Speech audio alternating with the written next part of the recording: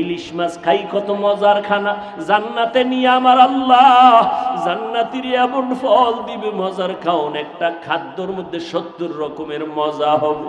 আল্লাহ কয় কেমনে পারমু জানিস নি? ও বঙ্গোপসাগরের কিনারার মানুষেরা নজর করিয়া দেখ, একটা ইলিশ মাছের মধ্যে কত মজা আল্লাহ ঢুকায় রাখবে।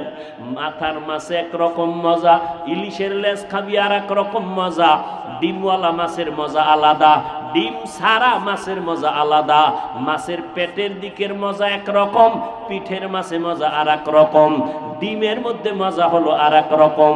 একটা মাছের মধ্যে এত ধরনের মজা যেই মাওলায় দুনিয়াতে খাওয়াইতে পারে, হাসরের ময়দানে আল্লাহ আদর করিয়া তার বান্দাকে জান্নাতের মধ্যে ঢুকাইয়া 70 ধরনের মজা ফল আল্লাহ পারবে কি পারবে না? আল্লাহ পাক রব্বুল আলামিনের যারা পাগল